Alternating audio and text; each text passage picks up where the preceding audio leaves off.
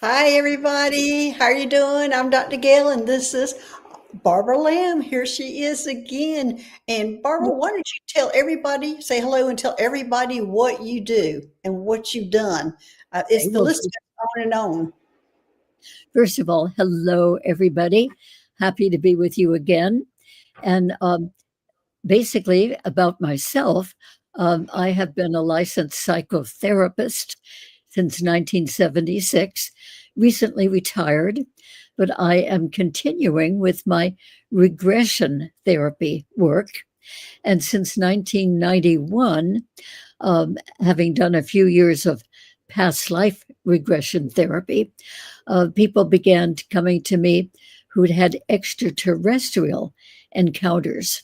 So since 1991, I've worked with a few thousand people, one by one, to the experiences that they had had, or maybe one experience, or with some people, they came many times.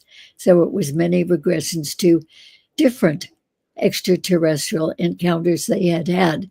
So there's a lot of material and obviously a lot going on for many, many people in the world.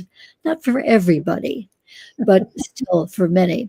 And out of all of that work, um, I'm just going to mention today a few cases, a few situations that have come to me in this regression work that I think are particularly interesting, or at least they were to me. First of all, there was a man who came in the 1990s, and he um, had been visited ever since he was in his mother's womb. That's pretty young. That's the youngest I know of. So he remembered that, or he remembers the visitation started then? I mean, that was He, the regression, talking to higher self, or how did that work that you found that out? well, this came up in regression.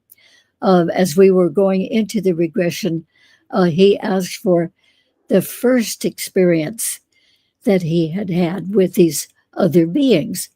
And what happened in the regression is he found himself in his mother's womb. He was probably about 7 months, maybe 8 months along in gestating. And on one occasion, he felt this very nice heat and warmth coming through the mother's abdomen and the womb and into him. And then he heard in his little mind, he heard a voice saying, uh, I am here to help you.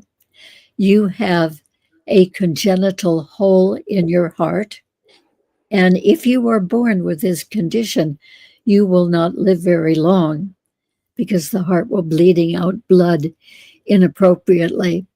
So I am here to put an invisible electromagnetic strip over the hole in your heart, which the extraterrestrial being did right through the wall of the abdomen and the womb of the mother.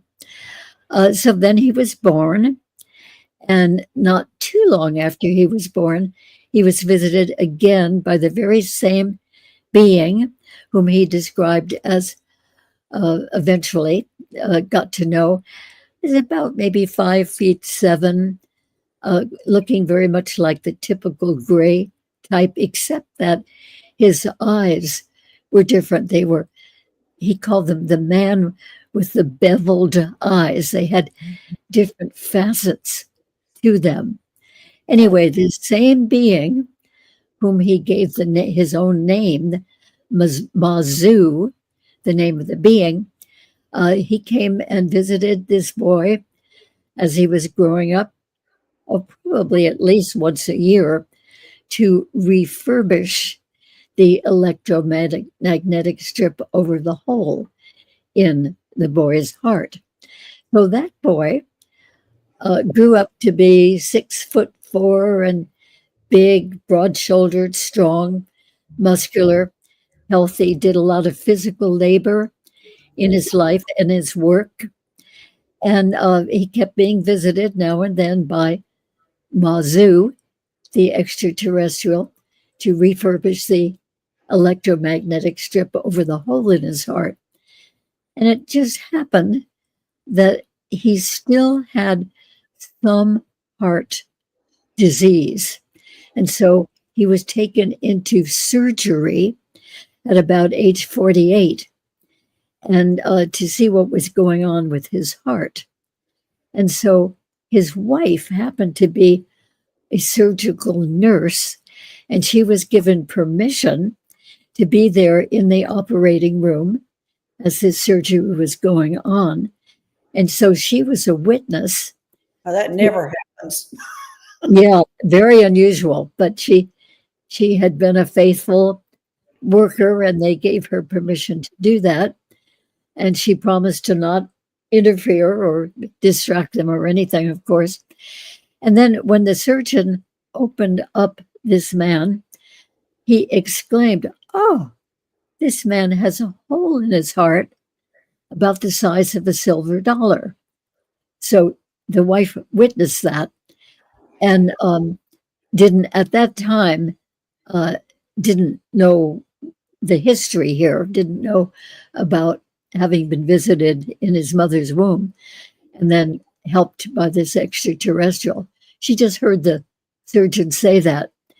So anyway, later we put that together and it corroborated that that had really been happening, that help had been given to him. So the surgeon said, this is amazing. This man has this huge hole in his heart, and yet it's just barely bleeding out. In other words, there was the invisible electromagnetic strip over the hole, which of course the surgeon didn't know about that sort of thing. So anyway, he was repaired in that surgery and went on to live several more years of life. So that was one of the interesting things about that man. Well, I have so many questions about that being that I used to do open heart surgery. So, go on. I used to do that kind of surgery. For them, they didn't know the hole was in the heart before they even got to the operating room. They just discovered Well, they just knew he had a heart problem. Okay. They didn't know that it was a hole in the heart. Anyway, that was one part of that man's experience. But I worked with him, probably 10 or 11 or 12 different regressions. So various other things started coming out too. He was not only visited by that particular extraterrestrial, Mazu, but he had many other kinds of experiences too. And primarily, one of the outstanding things is that ever since he was a boy, probably about 6 or 7 years old, he was taken onto the UFO, and that UFO had what looked like a big metal beam running right through the ship from the bottom to the top. And it was not actually a solid beam. It was a beam of light, blue light. So he was taken many, many times during his growing up years and early adult years to stand right in front of that beam of light with two extraterrestrials on each side of him. And he was to focus his mind on that beam of light in order to learn how to pilot that particular ship, that UFO. So he did this year after year, time after time, and the beings were always reading his mind because they are so telepathic.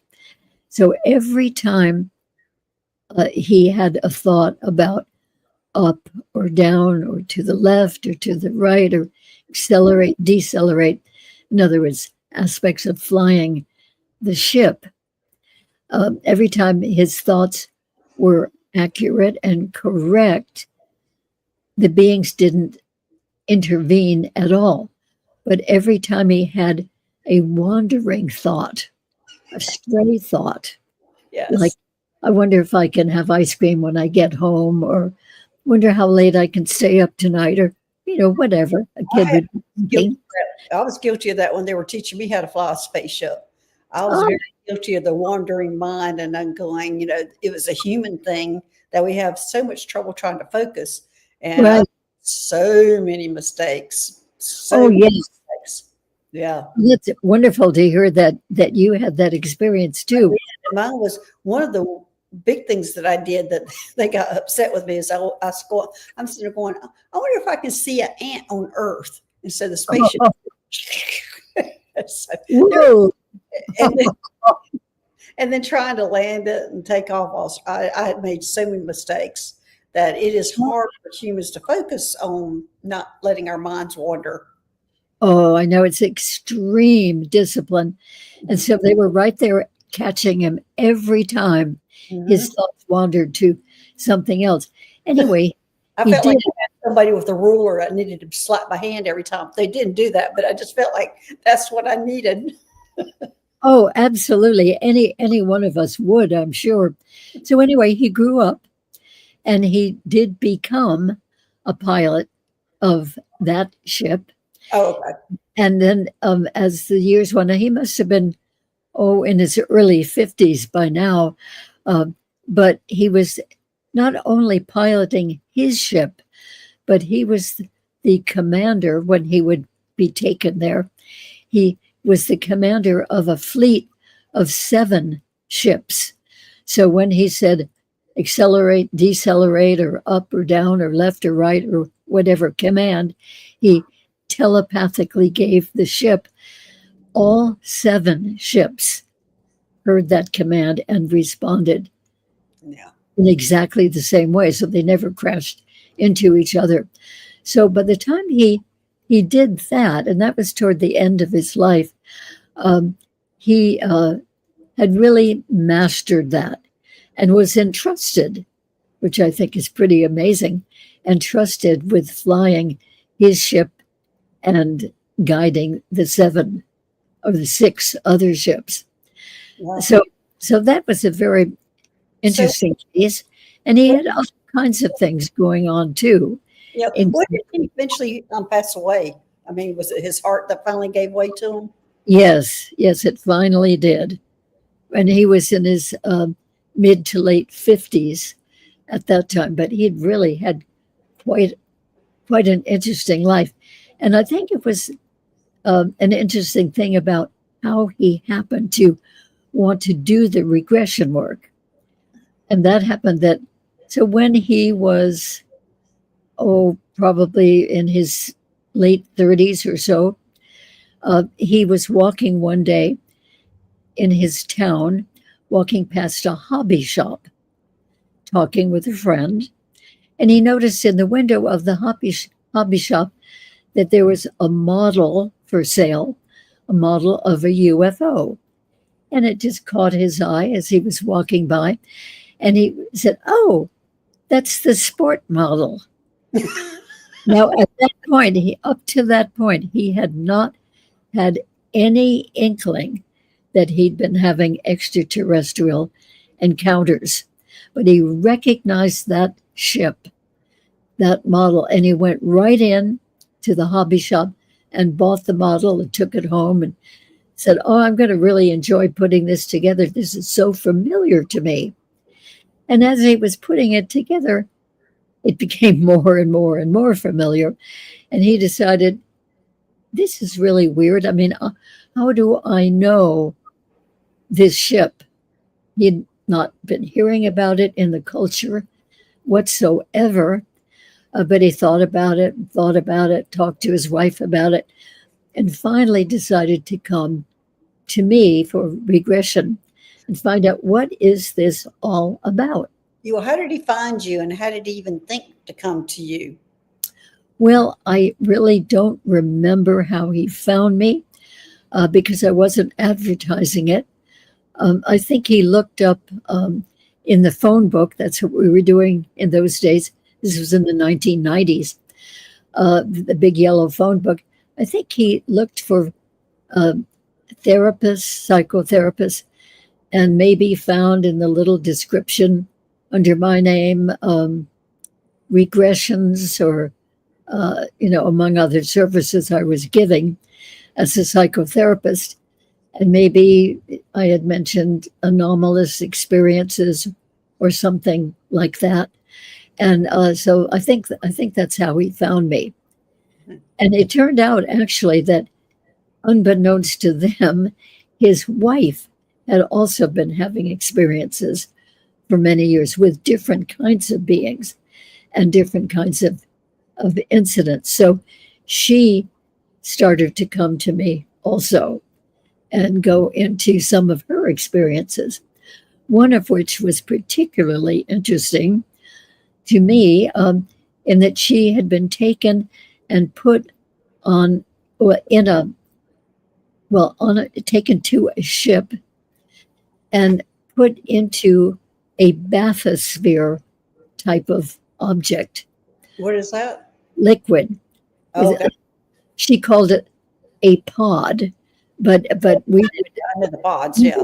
recognize it as a bathysphere that would go down into the ocean. And it had a hatch door, and they opened it and they put her in, and it was full of liquid, um, almost up to the top. And she found, to her surprise, that she could breathe in that liquid. It wasn't water. Yeah. And so she was in that pod. It seemed to her like it was a couple of days and nights. And then, while the pod was slowly revolving, and she was, of course, revolving in the liquid in it.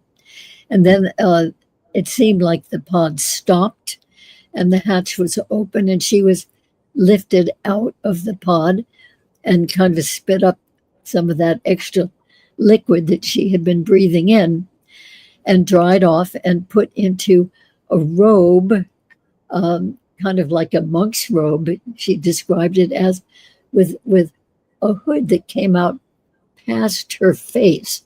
So you wouldn't be able to see her face unless Right. you right around in the front and looked in. And she also noticed that there were about 4 other of these pods or bathyspheres, out of which were being taken a human too, and they also were dried off and spit out the extra fluid and put in the same kind of robe with the hoods that came out past their faces and tied around at the waist. And then they were all led along a very long corridor. Seems like they must have been in a mothership, looking back on it. They were preparing them for a meeting of a bunch of extraterrestrials, and so they were cleaning them and sterilizing them, and yeah. Yes. Oh wow, you've had so many of these experiences that my clients have had. And so at the end of this long, slightly curved corridor, they entered a huge room, like a big meeting room, and a big assembly room. And it had tiers. It was a big round room. It had tiers and layers, higher and higher, with tables and cloths Now, and chairs. yeah, does she remember? Because when I went to Atlantis to a meeting like that, that's exactly how that looked. It was Oh, tiered all the way up, and everybody had these different breathing devices. But that's exactly how the meeting when I went to Atlantis was like, and it was in the water. very good. Okay. And so she sat at one of these tables up on about the 4th or 5th level, looking down. And in the middle of the floor of this big assembly room, there was a long table and 2 or 3 extraterrestrial beings who were conducting a big meeting. And she realized that all of the beings in the rest of the auditorium, they all had the same hoods coming back, but some of them she could be in front of enough to see that they were extraterrestrial beings. But she seemed to be in the section where there were a few human beings. She realized that she must be a delegate of some kind to this big council meeting of many, many different kinds of extraterrestrial beings. And they were discussing things about other planets, and situations between the planets, and gradually they got around to discussing the problem, they said, on planet Earth. And the problem was that long, long ago, they had helped to create human beings and had made a mistake. They had added the ingredient of aggressivity, of warlikeness, Yeah. of one over the other, of competition. And so they realized that that had resulted in centuries and centuries of wars and conquering and crime and many, many murders and many negative things. So they were discussing this. And the problem was, what should they do about this? Should they do about human beings? And so they were in a quandary because there is a galactically agreed upon principle of non-interference. Right. They didn't want to interfere with the human race, and yet they could see that what they had created had unleashed non-ending problems with the beings on planet Earth. Yeah. So that's what they were discussing. I don't think they really came to a resolution in that particular meeting, but it certainly was interesting for my client to witness that and to realize that they felt responsible for this particular aspect of us and really were concerned about what to do with it. Well, So, I thought it was the reptilians that were responsible for that part of it, but I didn't think we were going to survive unless they did, because we had to have that fight or flight part of us to make us survive. So, yeah, so we had to have some of that. It was probably they didn't expect it to go as far as it did. kind of got out of hand Yeah, in the centuries, and here we are, but it's still out yeah. of hand. So that was a very interesting thing. So I'm going to go on to another person now who came to me for regression. It was a woman, and she was surprised in one experience. She knew she had been having experiences with these other beings, but she didn't really know what had happened during them.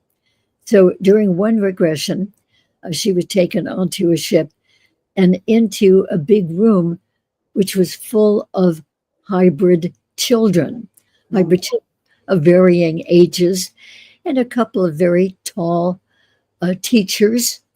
One was a mantis extraterrestrial, and one was a tall white being of a different species.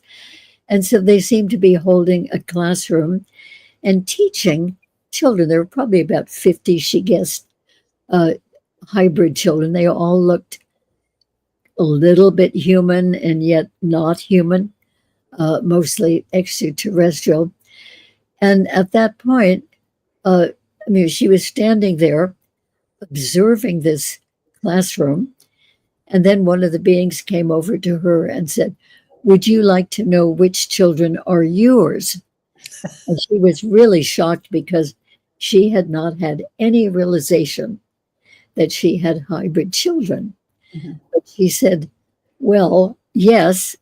And they showed her 3 or 4 children who were sitting there in the group, different ages, of course. And she got to meet them and have a little time with them alone outside of the classroom.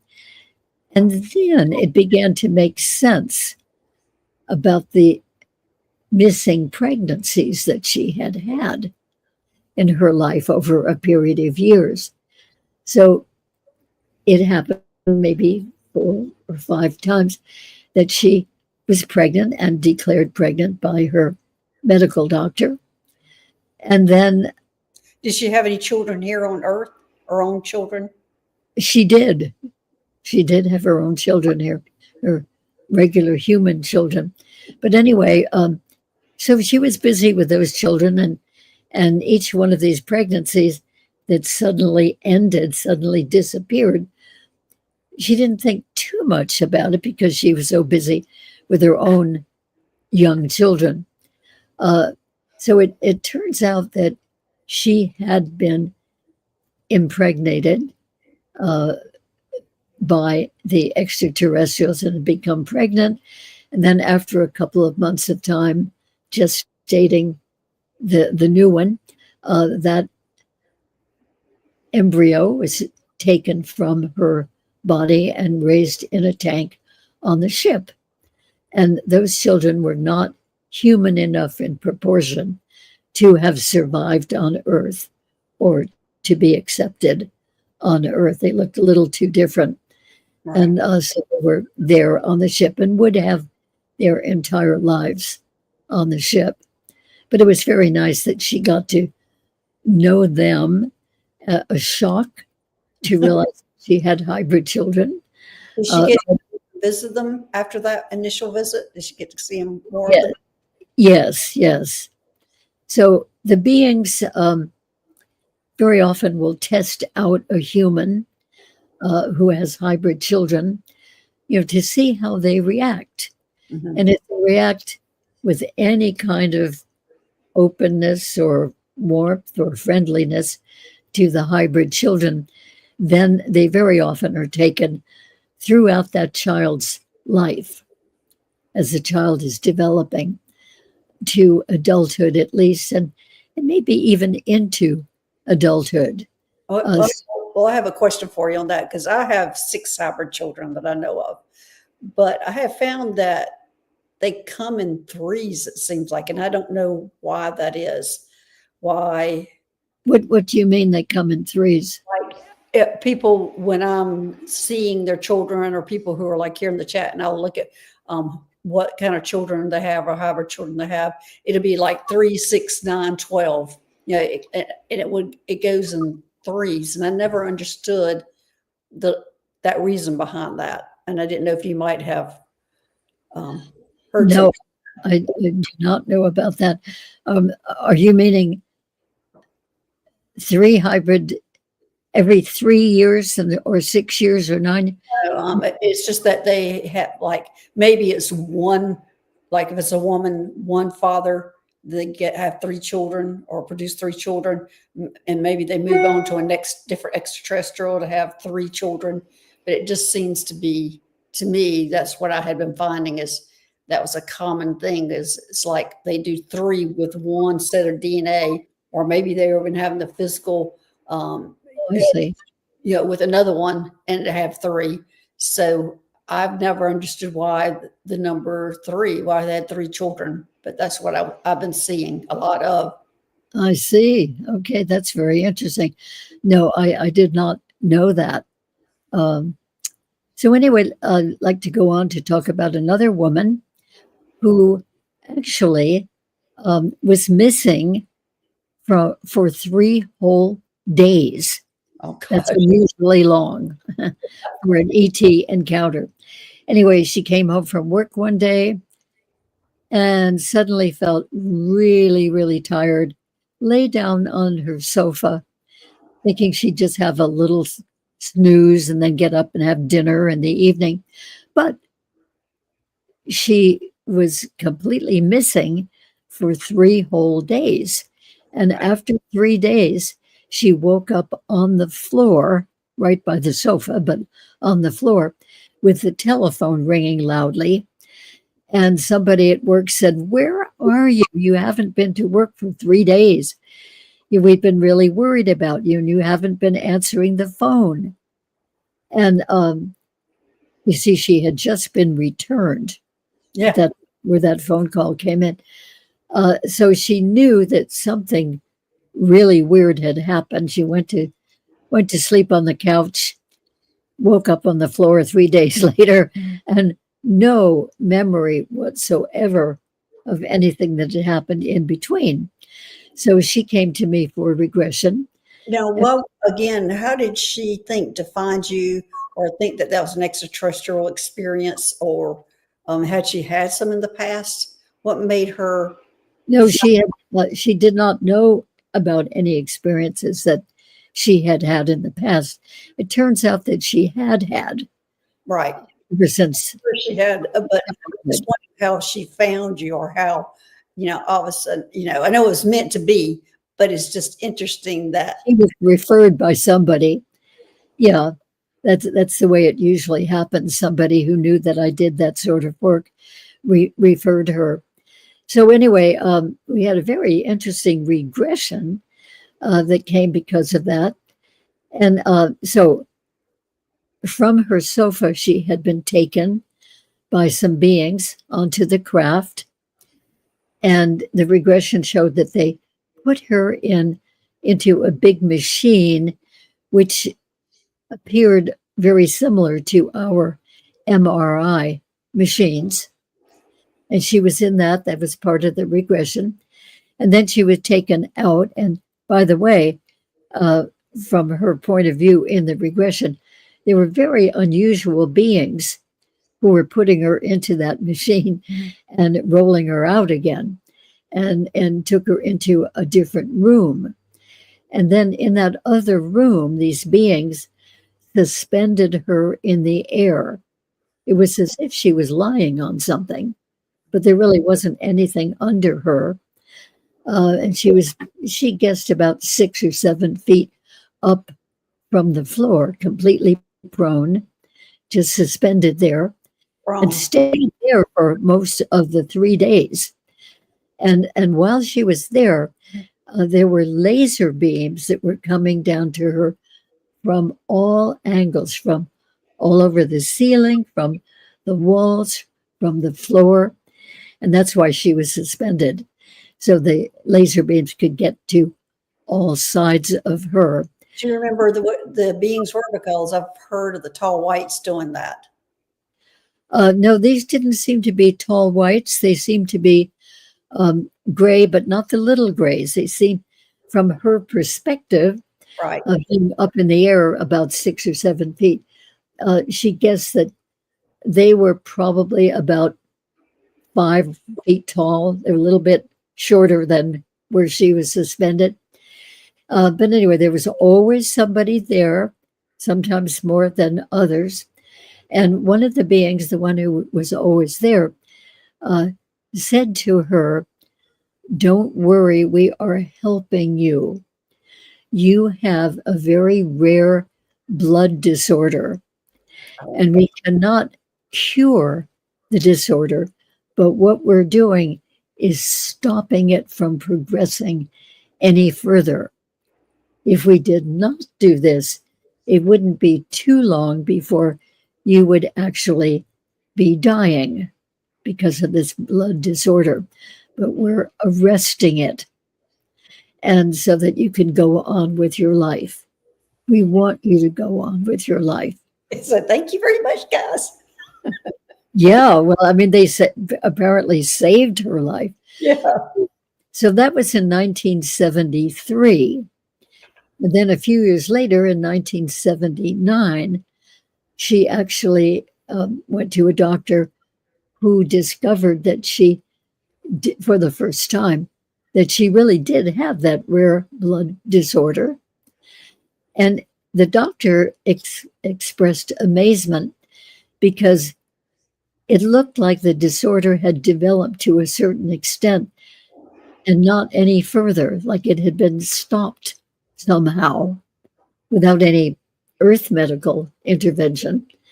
And he explained about the disorder and his amazement that it had stopped. And then he treated her from there. But she has lived, she's living still from 1979, and is doing very, very well in life. And I guess every once in a while she has that blood situation checked medically, just to be sure. And indeed, it has not been advancing at all. So I think the beings really had done a wonderful thing for her. Sounds like it. And then there are, so many different kinds of things that people find out in regression. Many people have actually come, especially in the last several years, have come to find out their life's purpose. Very often, they are people who are in their 20s or 30s or 40s or 50s and have been doing work and living life and maybe had a marriage and a family and so forth. But they get to a point where they wonder, why am I really here? I have a sense that I'm here for a larger purpose than whatever I am doing. And so they come to find out that. So What in did you that, find out about yourself, your life purpose? Did you find out about, did you ever find out your life purpose? I did. Way back in 1983, I was in a regression in a workshop done by Helen Wambach, who was researching past lives. And after about 6 past life regressions, toward the end of the workshop, she said, if any of you would like to know why you came into this life, what your real purpose is, you can do a regression now. So, oh, yes, of course, I raised my hand. I wanted to know. And so this was before I was even trained in regression work. And so in the regression that she did in that group setting, and I went Oh, fully she with, did it all of you in a group. She did it all of you in a group with the correction. right. Oh, And so each one of us had our own individual experience, which right. we shared later. So she gave general um, instructions for that regression. And what happened with me is I found myself in that spirit realm before coming into this lifetime, sort of discussing with other spirits about why I was choosing to go into this lifetime as Barbara Lamb. And so when it came to the question of why, what's the main reason why you're going into the life, having gone through many other reasons too. But the main reason, immediately it came to me that, oh, that's to show people how it really is. And what I meant by that at that time in 1983, what I meant by that was to show people that there really is a huge group of spirits in the spirit realm, incredibly enormous amount of spirits who are there between lifetimes and will be, in most cases, coming back into another lifetime. And not only that, but I sensed that behind me, where I couldn't see them, there was a huge group of beings who were different. They were not human, but they were existing too. And that's what I was supposed to come and eventually let people know about, which I have been doing now since 1991. And when was that regression? The regression was in 1983. So it took you a few years before. Yes, yes, it did. Well, I Yeah. was developing in many ways and developing the regression skills for past life therapy, which I transferred very, very easily to working with extraterrestrials in regression. Oh, yeah. So, yeah, so anyway, many people do come for that reason. And what happens in that regression is that we address the person's higher self, their soul wisdom, and they're assisted, I suggest, assisted by their own guides and their own higher self in finding out about their real life's purpose. And so they don't go to a specific experience in that regression, but they're in a very clear, open state of consciousness, and they do get the message about what they are really here to do. And, it might be to do healing, It might be to do teaching. It might be to work with autistic children. Um, it might be to raise the consciousness of humanity by doing podcasts and lectures and writing and conferences and so forth. So, whatever it is, they get a very clear message from their own higher knowing. Well, I want to ask you a question about higher self. Do you usually see the higher self, or do people see what their higher self looks like? No, no, no, I don't think I've ever had a case of seeing it, but they hear it. They hear it in their own mind.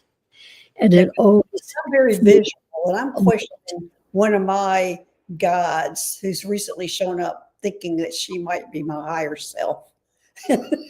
So, and oh, really? yeah, and so that's why I'm asking you that question, because I'm going, she keeps standing there because I have so many guides, and I'm going, I'm thinking this girl's my higher self. And so anyway, that's why I'm asking you that question. Do people usually see it? Because before it was always, I was hearing it, but all of a sudden I'm seeing this person and I'm asking myself, is that my higher? And it happens to be. And what's so funny about my higher self is I call, and I'm getting the answer, yes, it is my higher self. It is the one that is dressed in this purple and black animal print, and she's got her cutout midriff is something that I would never wear, and I call her, it's like a hoochie mama, and she's it's like, and I think she's my higher self, and I'm just going, I would never wear anything like that. Oh, Like her, well, like her tights, and and so I've just been wondering for months if I'm going, and I've met her within the last, I would say, 6 months, and I'm thinking that oh, that might be my higher self, and I just got a yes on that. oh. And then when you say you met her, do you mean in your inner awareness or out there in person? Oh no, my inner awareness, because I straddle 3 and 5, and I can see both at the same time. So like I can see her now.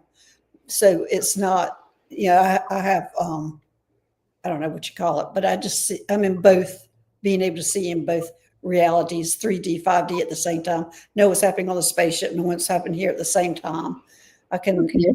see all that. And so she is one of those that has come in the last few months. And I just kept thinking she's not, I don't know, because I do have a lot of guides, and I'm thinking this girl's my higher self, and look how she's dressed. Well, maybe that sort of broadens you a little bit. Oh, that's so funny. Yeah. Well, thank you. Thank you for sharing that. So then sometimes in some regressions, it's happened several times, that the person will be taken to another planet rather than taken to a spaceship.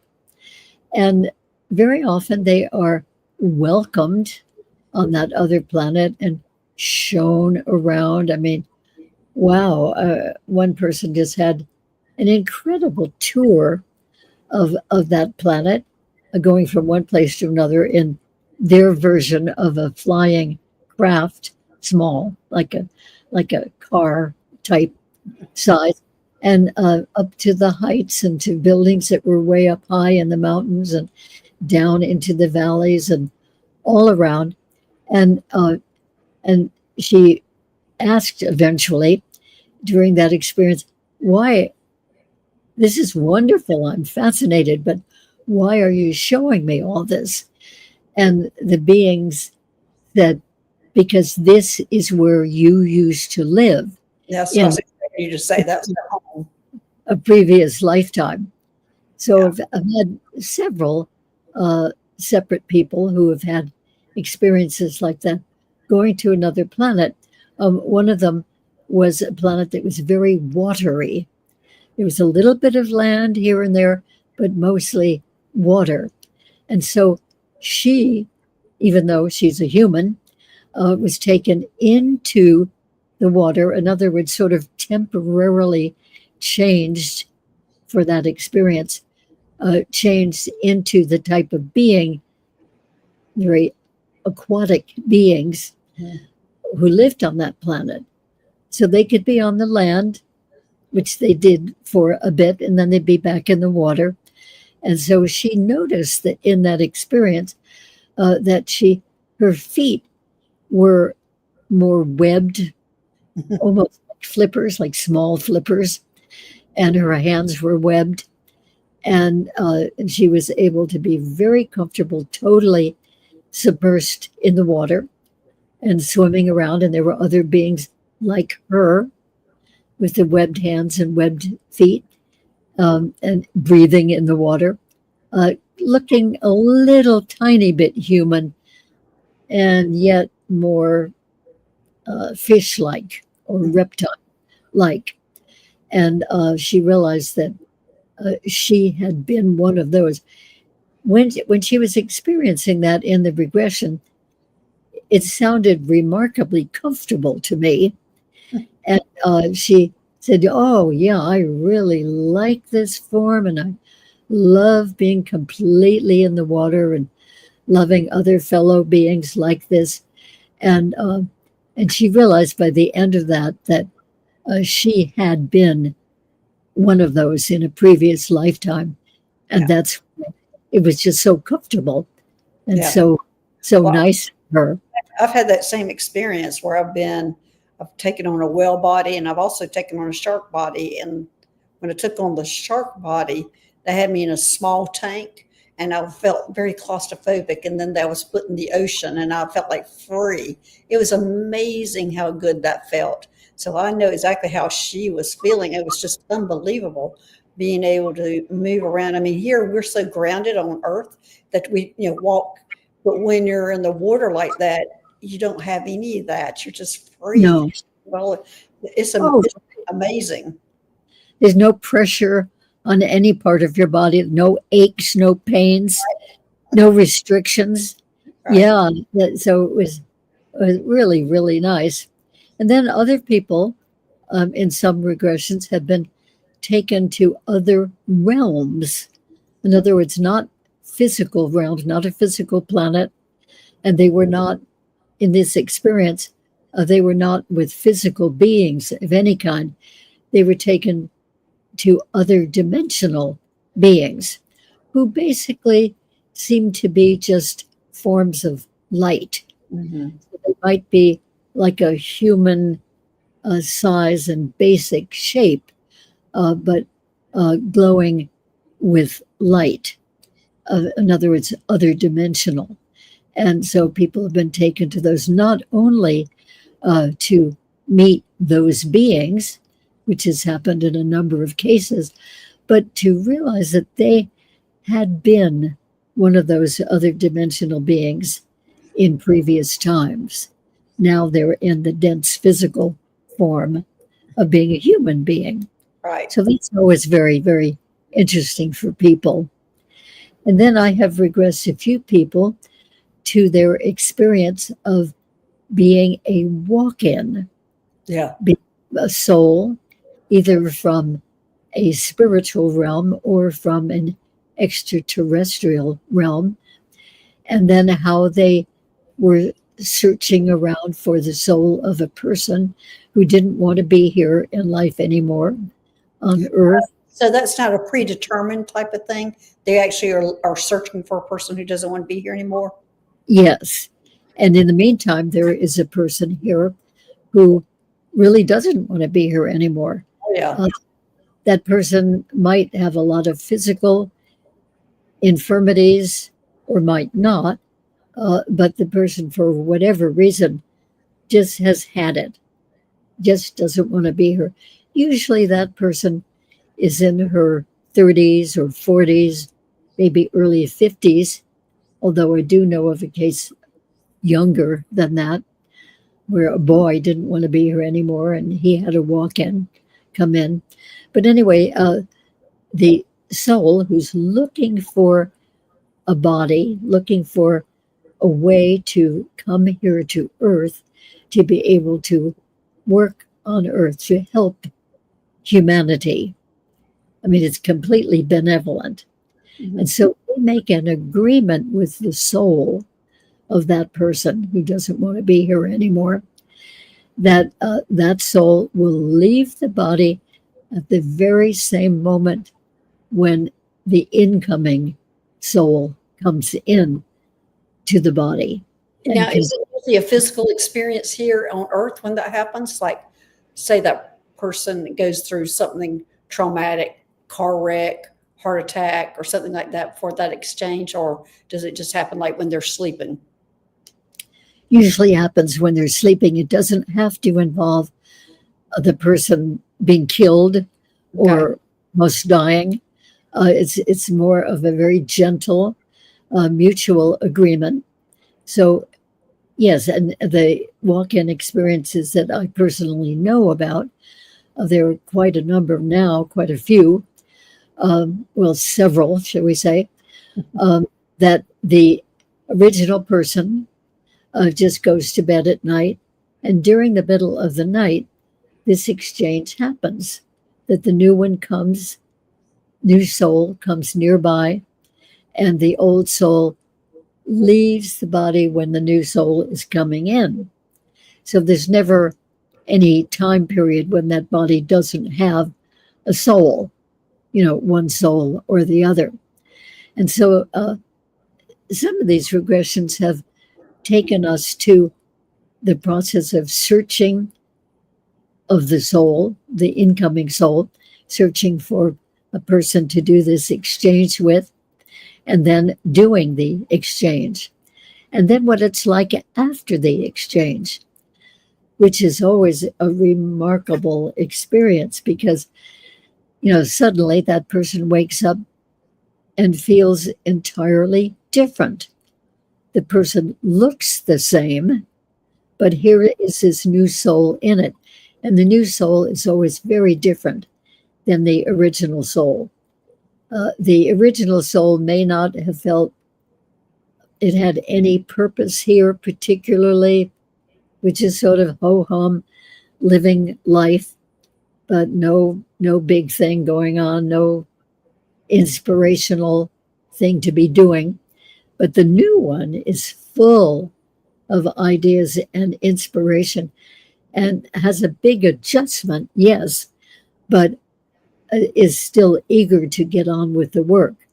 So the Now, work yeah, has to do with raising the consciousness of humanity, yeah. which they do in many, many ways. Uh, do they remember their life, or how do they integrate this new things that they're aspiring to do and their old life with their family, friends, and things like that? How does that part work? Well, the brain of the original person is still functioning, although with a new soul in that body. So because of the brain having the memories of whatever the original person had experienced, the walk-in gets those memories, but the memories do not have emotion attached to them. So Okay.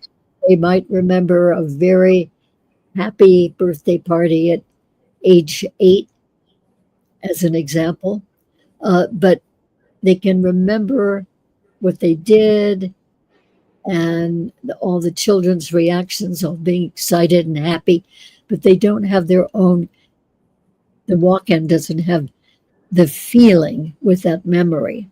Hmm. And it's the same with whoever the family members are of the original person. The Yeah. walk in, of course, inherits those. Spouse is if there's a spouse, and children if there are children, and then, of course, the original family of the original person. And so the new person, the new soul, has to get to know them. Oh, Uh, wow. How hard would that be? I mean, they don't have any emotional attachment to them at all. that's right. I mean, they recognize them. Oh, this is my mother, or this is my father. These are my children. This is my spouse. But you're right, they don't have any emotional attachment. So they have to get to know those people in a new way. And of course, to those people, this walk in person seems really different. Like the children will say, "What's going on, Mom? Yeah, You don't seem the same." Mom, why are you so different? I mean, they just come right out with it. You don't seem like our mom anymore. probably they're Uh, going, you're so nice compared to the one that's wanting to exit. 'Cause- yes, yes, very often that's the case. That because the original person didn't really want to be there, was probably depressed, maybe had a lot of physical ailments, uh, and but the new one doesn't have all that baggage. The new one is happy to be here so that it can get on with doing its work, which it does. So Look away, these, I'll pull this up for you to see. Warrior Widow saying, "This is freaking me out because when I was little, I thought my mom was an alien and that they would swap out. That's why she's so different." ah, good comment. Well, that would be worth looking into if your mother is willing. Yeah. She would have to be willing, of course, which may or may not be the case. But anyway, it's really, I think, a wonderful arrangement because the person who doesn't want to be here anymore doesn't have to put up with any more life and goes right on into the spirit realm. And like the rest of us, when we die, and is well taken care of and can incarnate again when ready or not. And then the incoming soul gets a whole body and a whole life to be living here in, and in order to do the work that they have come here to do. And they do that. So they're very effective at it. So I think actually, even though unusual, it is a very fortuitous arrangement. Mhm. Okay. And Barbara, so, we have only a few minutes left. So why don't you tell everybody how they can get in touch with you and some information. I've got it down in the description box, but go ahead, Barbara, and tell them how they can get in touch with you. sure. Okay, I think the best way is to go to my website, which is Barbara Lamb Regression.com. Barbara Lamb Regression.com. And there's a place in the website to write a message to me, and that will be forwarded to my email, and then I can answer it from there.